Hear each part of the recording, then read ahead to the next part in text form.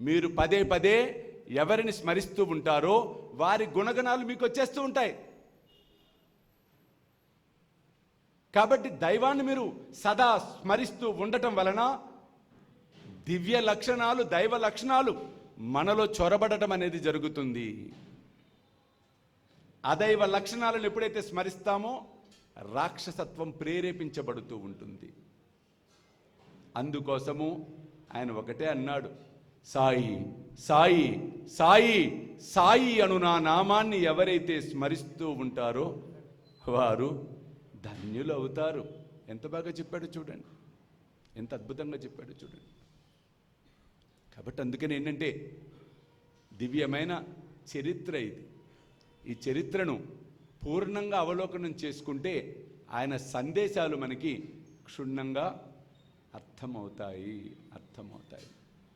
కాబట్టి ఇప్పుడు కాకడహర్తుల మరల మనం చూసినట్లయితే ఇందులో ఉటా పాండురంగ ప్రభాత సమయోపాతల వైష్ణవాంచ మేళ గరుడ పారి దాటల అంటే ఏం చెప్తున్నారంటే, ఓ పాండురంగా లేవయ్యా, గరుడ స్తంభం దగ్గర మొత్తం అందరూ వైష్ణవులందరూ నీకోసం ఎదురు చూస్తూ ఉన్నారు అని తుకారాముడి యొక్క అభంగాలన్నీ ఇందులో ఉన్నాయి. తర్వాత చరణం మనం చూస్తే ఉటా ఉటా శ్రీ సాయినాథ గురు చరణ కమలదావా ఆది వ్యాధి భవ తాపవారుని తారాజడ జీవ. చూడండి, లెమ్ము లెమ్ము ఓ సాయినాథ, పవిత్రములైనటువంటి నీ చరణ కమలములను మాకు దర్శనమిమ్ము, తద్వారా మా యొక్క ఆది వ్యాధులను తొలగింపచేయి అని కోరుకుంటున్నాం.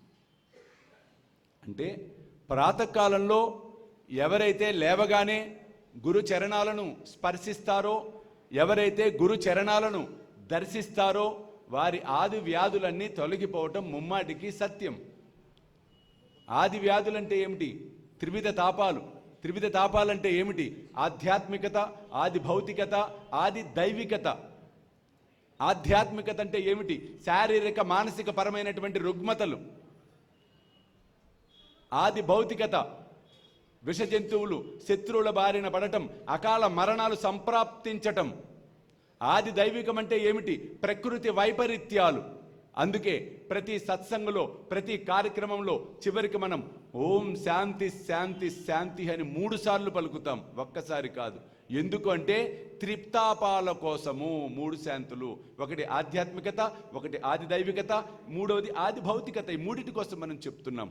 మనమెందరం ఎంత అదృష్టవంతులం అంటే, సాయి భక్తులు ఎంత అదృష్టవంతులంటే, ఒక్కసారి లేవగానే ఆ తండ్రి చరణాలను దర్శించుకుంటే ఆది వ్యాధులు అనేవి సమూలంగా సమస్థితికి రాబడతాయి. చూడండి, సమస్థితికి రాబడతాయి. సమస్థితి అంటే ఏమిటి? కరెక్ట్గా వాటి స్థితిలో ఉంటాయి. చూడు, శారీరక మానసికంగా బ్యాలెన్స్డ్గా ఉండటం. సచ్చరిత్రలో మనకి చెప్పడం జరిగింది, చెంచల మనస్కునకు స్వస్థత చిక్కదు అని. ఇంబ్యాలెన్స్ ఎవరికైతే ఉంటుందో వారికి హెల్త్ కూడా సహకరించదు. సో భ్రమలకు గురైపోతాం, ఏవో ఊహించుకుంటాం, ఏదో అయిపోతుంది అనుకుంటాం.